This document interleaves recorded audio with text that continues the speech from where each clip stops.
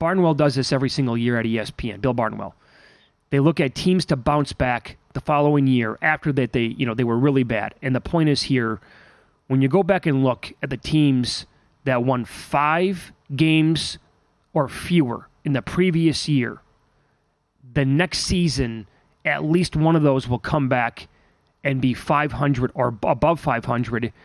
And don't forget that 3 of the 6 teams who won 5 games or less in 2022 all went over 500 last year. The Colts, the Rams, and the Texans.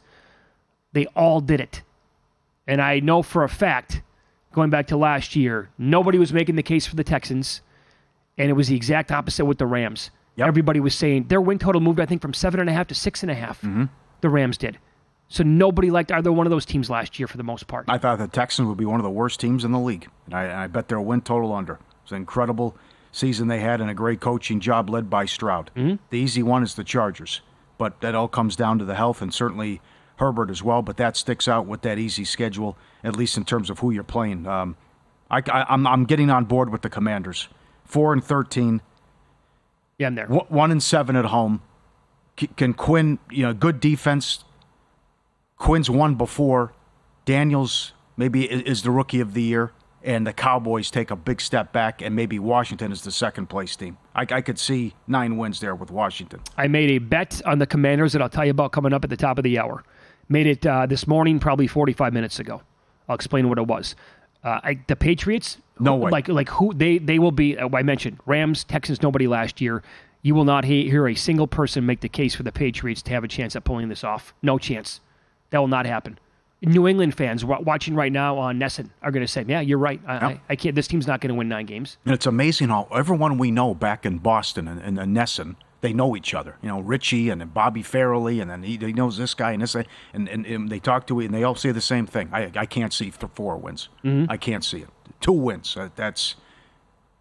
These guys have been spot on the last couple of years, but I think it's going to be a long year, and just see some of the bad contracts they've handed out, and just where's the talent on the offensive side of the ball? Where's the talent? You're exactly right. And then how many wins are they going to actually have in their division? Uh-huh. I think if they get to 2 wins in the AFC East, that's good. They would sign up for that right now. Can't get there with Carolina. Bryce Young has to prove it to me.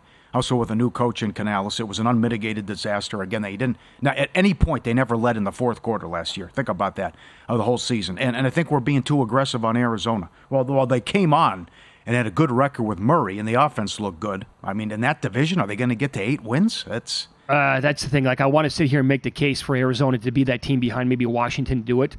But the schedule to begin the year, the schedule for Arizona is a complete bear. On paper, their defense is atrocious. Gannon, I like Gannon. I think Gannon is going to be a good coach.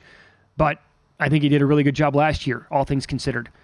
He doesn't have a lot to work with on defense. Everybody's going to have to overachieve. Look at, out of the gates, 5 of the first 6 games. Yeah. At Buffalo, Rams, Lions at home, Washington at home, at 49ers, at Packers. Like, that's as tough as it gets out of any team in the league. But I think they're going to be fun to watch. Mm-hmm. I think they're going to be playing in some high-scoring games, but that's not necessarily going to translate into enough wins to get them over 500 on the year. But rest assured, what does this go back to? Is this early 2000s? Yes. Oh, it's been strong. Absolutely. 2002 that this happens. It happens like every year? Yes. Okay. Mm-hmm. So it's going to happen. One of these teams will win 9 games or more this year. Last year happened 3 times. 3. Yeah. Let's play that game for a second. If it happens with 3 of these teams, who will it be? You got to pick 3 of them. I'll go Washington. I bet the Chargers under, but I'd like their chances more than the Panthers or the Patriots. And then the third team I'd have to go get Arizona. I'd have to go Carolina just because of the division.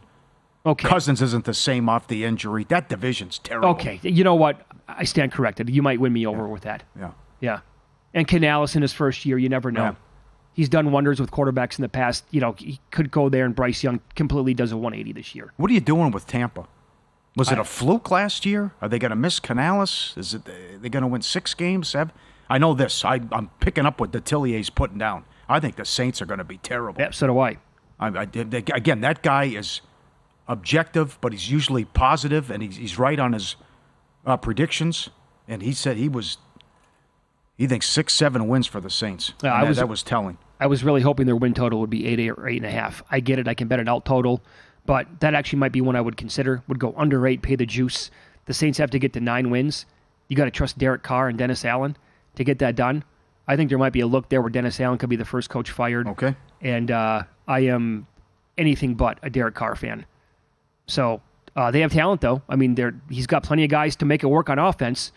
But overall, I think the team can. That's the thing. Like Tampa Bay is better than New Orleans. Like Tampa Bay is going to be the team to push Atlanta in that division. Well, you better win week 1 too. You're at home against the Panthers. I mean, you lose that game. Yeah. It's like okay. I know that there was a big push, by the way, on social media yesterday. This Hassan Reddick story. Mm-hmm. Now he wants to get dealt from the Jets, and they're not playing ball. They basically said, no, I don't think so, Cowboy. Well, it sounds like they lied to him though. I know. There was an understanding of you trade for me, you're going to give me a new deal. But why? And then also, how do you make the trade and then not give him the deal? That's right. And then there's an understanding there that's I'm no. baffled by the whole thing. Only the Jets, right? But the communication or lack thereof. Unreal. Going back to Rodgers and Salah, yes, it is. Yeah, no kidding. But a lot of people pushing for the Falcons to go and get him. So they have, average, maybe a little bit below average defense overall. But there's a chance here where they could maybe swoop in, trade for Reddick. And then on top of that, Justin Simmons is still available to safety. I can't believe the guy's still on the market. He's an awesome player. Teams desperately need somebody to play safety. Colts could use him. Falcons could use him. A team like the Falcons could really improve their defense here if they would make a move for both guys. Like, that's possible. Well, the other thing is we're this close to the start of the season. Can we get the Aiyuk deal done? This is ridiculous. He only wants to go to Pittsburgh. The Niners playing hardball. There was another offer. He didn't like that at all. They had it worked out to Cleveland, said no. They had it worked out to New England, said no. Let's go here.